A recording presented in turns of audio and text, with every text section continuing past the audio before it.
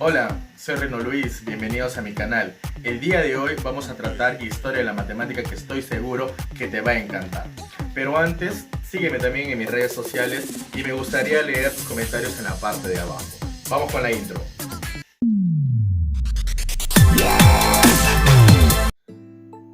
Próxima Centauri es la estrella que se encuentra más próxima a nuestro sistema planetario solar, con una distancia de 4.2 años luz. Eso quiere decir de unos 40 billones de kilómetros. ¡Wow! Es una cifra astronómica, una cifra realmente alta. ¿Cuánto le tardaría a nuestra tecnología llegar desde la Tierra hasta Próxima Centauri, la estrella más cercana? Pues le tocaría nada más y nada menos que 75.000 años en llegar. Bueno, he mencionado 40 billones de kilómetros, he mencionado 75.000 años que tardaría llegar una nave espacial con nuestra tecnología hasta Próxima Centauri. Estos datos realmente son muy interesantes. Y ya han pasado por una serie de investigaciones científicas que se han valido de la matemática para poder dar al mundo estos resultados. Sin embargo, hoy día yo quiero quiero poner énfasis en algo más cotidiano, en algo más simple, en algo más sencillo, en algo que hace posible la escritura y la presentación de estos números gigantes, de estos números astronómicos. Sí, efectivamente, quiero en esta oportunidad hacer reflexión y hacer un poco de historia de cómo el cero llegó a ser un número hasta nuestra actualidad. Polya sugiere 4 pasos para resolver problemas. El primero de ellos es entender el problema, que significa darle un análisis, una reflexión, reconocer los datos, transmitirlos a un lenguaje propio. El segundo paso es diseñar una estrategia para poder pasar al tercer paso, que es resolver o ejecutar la estrategia en la resolución del problema, y un cuarto paso que sugiere la revisión general de todo el proceso. Sin embargo, existen muchos estudiosos que le agregan un paso más a toda esta estructura, y es que el estudiante, la persona, el individuo debe en primer lugar querer resolver el problema. Eso supone desarrollar algunas otras habilidades, dentro de ellas la curiosidad, dentro de ellas que tenga el gusto por la matemática, que tenga el gusto por querer resolver el problema. Esa es la intención de este canal y de este video en esta oportunidad: despertar el interés, que quieran la matemática, que quieran aprender, que sientan curiosidad. Entonces, nosotros el día de hoy estamos hablando de cómo el cero se ha convertido en un número, porque antes no existía un símbolo para ese número. Yo quiero transmitirles también en esta oportunidad una pequeña obsesión que parte desde mi persona, desde mi formación. Y es que a mí siempre me gusta saber el origen etimológico de las palabras, el porqué de los nombres, el porqué del nombre de las cosas. Y en esta oportunidad no va a ser la excepción. También vamos a hablar, o también quiero mencionar, la etimología del cero, como parte de la historia, como parte de esa reflexión que estamos haciendo. Entonces vamos a ello. Etimológicamente, cero proviene del italiano cero, que a su vez es una deformación del latín sephirum. Sin embargo, Leonardo de Pisa, más conocido como Fibonacci, en su libro que trata sobre la numeración, que hoy en día es utilizada por nosotros, él introduce un término que recoge del árabe, la palabra siv. Un poco complicado de mencionarlo, pero es siv. Dentro de todas esas terminologías que menciona la etimología, todas concluyen que el cero significa vacío. El cero etimológicamente significa vacío, y es que en sus inicios ha empezado a entenderse como la representación de la ausencia. Y pareciera ahora en la actualidad que el cero ha existido siempre, pareciera como si el cero ha estado siempre presente en nuestro sistema de numeración y en la de todo el mundo, pero no es así. El cero ha tenido que pasar aproximadamente 1500 años de arduo debate científico, filosófico y religioso para que pueda ser aceptado en nuestra sociedad. Debates científicos, puesto que la rigurosidad de la matemática lo requería. Debates filosóficos, porque existían culturas que relacionaban de alguna otra manera el cero y su forma simbólica con el círculo de la eternidad. Y debates religiosos, porque la religión suponía la aceptación del cero como un mundo sin la existencia de Dios o de un Dios. Entonces el cero ha tenido que sufrir una serie de situaciones, ha tenido que pasar por unos arduos debates, que vuelvo a repetir, debates científicos, filosóficos y religiosos, para que pueda ser aceptado en nuestra sociedad. El cero, en su proceso histórico de construcción, ha recibido el aporte de muchas culturas, pero sin embargo existen algunas culturas más representativas. Vamos a hacer un pequeño recorrido por las culturas del mundo, las más importantes, aquellas que han contribuido de manera significativa a la existencia del cero como lo conocemos el día de hoy. Entonces, tenemos nuestra cultura inca, tenemos nuestra cultura, nuestra cultura a nivel del mundo, la maya, y tenemos la cultura mesopotámica, la de los babilonios. Esas tres culturas, dentro de su sociedad, dentro de sus procesos sociales, han ido construyendo la noción, la definición del vacío, del cero, puesto que ellos necesitaban, dentro de sus actividades económicas, dentro de sus actividades sociales, como el censo para el pago de los impuestos, han ido determinando la noción de cero dentro de sus procesos. Cada una de estas culturas que estamos mencionando tienen un sistema de valor posicional para su sistema de numeración. Nosotros sabemos, y ya es conocido, que la cultura inca ha tenido al quipu como su instrumento y su herramienta de conteo para hacer censos y ese tipo de cosas. El quipu ha contemplado, ha considerado dentro de sus nudos que forman parte de su sistema de numeración, han contemplado un cero, un tipo de cero, y es el que voy a mostrar a continuación.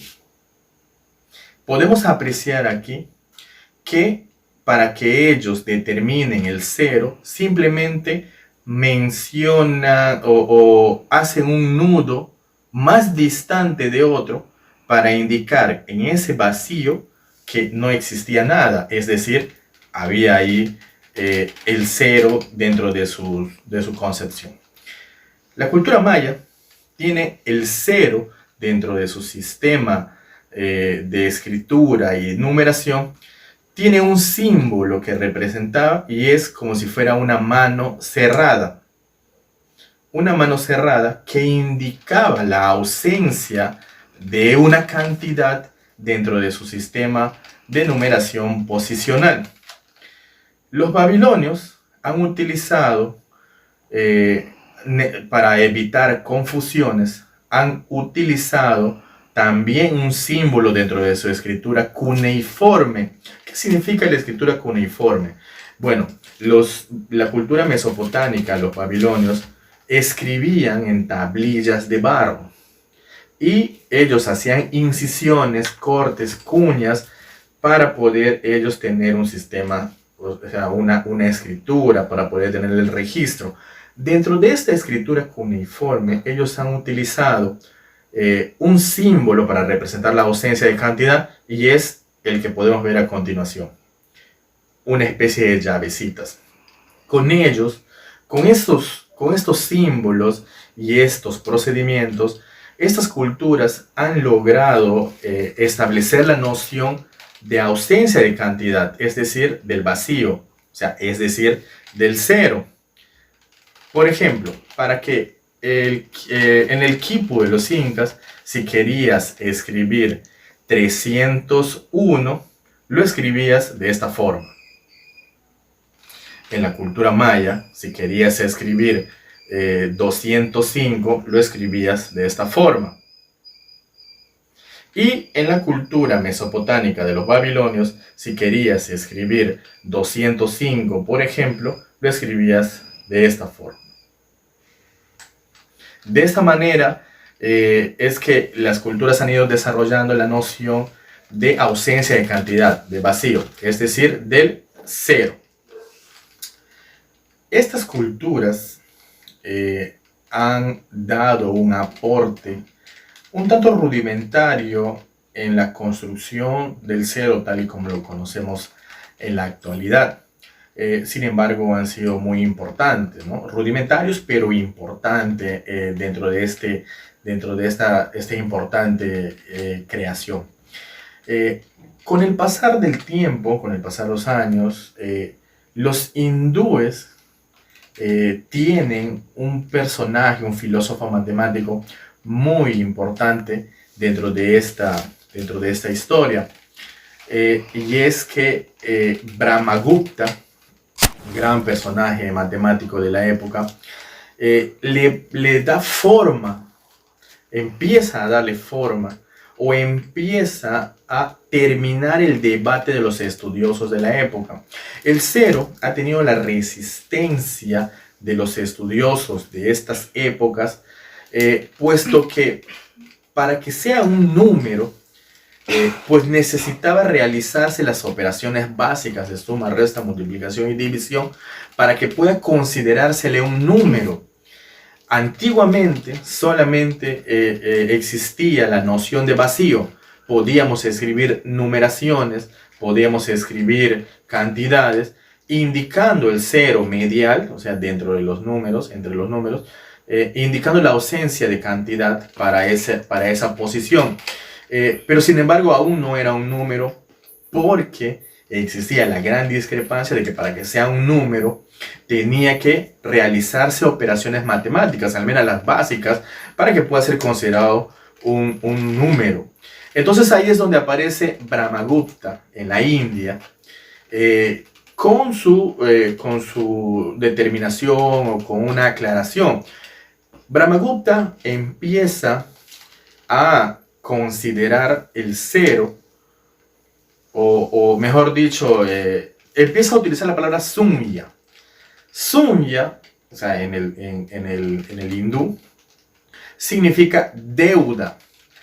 Y con este juego, con esta palabra, dentro de las prácticas comerciales, Brahmagupta empieza a darle las operaciones que se necesita para que sea el número cero. Por ejemplo, Brahmagupta decía, sumya menos sumya es igual a nada.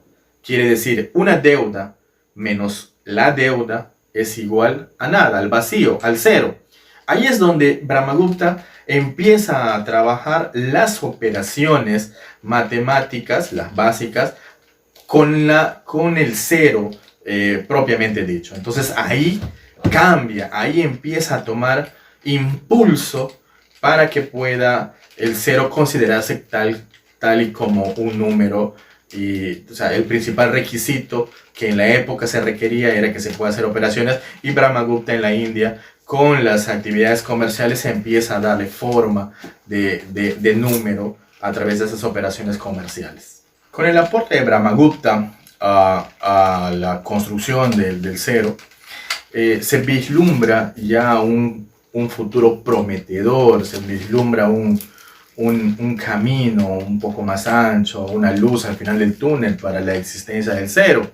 Brahmagupta le da el impulso que el cero necesita para poder expandirse en todo el mundo. No sin antes tener la participación de Leonardo de Pisa, más conocido como Fibonacci. Leonardo de Pisa es conocido en el mundo occidental como el embajador del cero.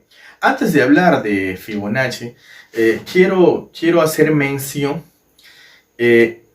En la India le dan al cero su forma simbólica, ovoide o circular, como queramos llamarle. Pero eso también tiene un porqué y dentro del proceso histórico tiene una cierta curiosidad, es fundamental mencionar el proceso de construcción simbólico, o sea, la forma del cero. Los hindúes, y Brahmagupta en este caso, le dan la forma, o hay varias explicaciones de por qué tiene la forma del cero. Uno, significa para los hindúes la serpiente de la eternidad, el cual se muerde el rabo y genera un círculo eterno. Eso en su concepción filosófica, en su cosmovisión del ver el mundo.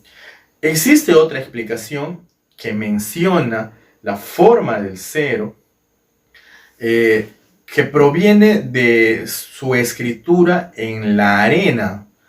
Nosotros entendemos que utilizábamos piedras antes, semillas, para poder nosotros empezar a hacer conteos. Y si nosotros presionábamos una piedra en la arena, eso era la representación de una cantidad. Y cuando retirábamos la piedra, simplemente quedaba un círculo, un vacío, no quedaba nada. Eso también es una explicación de por qué los hindúes le dan esa forma circular al cero que hoy en día conocemos. Ya hemos hecho mención que las culturas incas, nuestra cultura inca, la maya y la mesopotámica, le dan símbolos, ¿no?, a la representación del vacío. En India ya empieza a aparecer el círculo, ¿no? El círculo, y es importante mencionar de dónde, cuál es el origen de este símbolo para el cero que hoy conocemos en la actualidad. Posterior a ello, y con las relaciones que tenía, con las relaciones comerciales que existían India con los árabes, son los árabes, bueno, a quien le debemos nuestro sistema de numeración, ¿no? Nuestro sistema de numeración que conocemos ahora.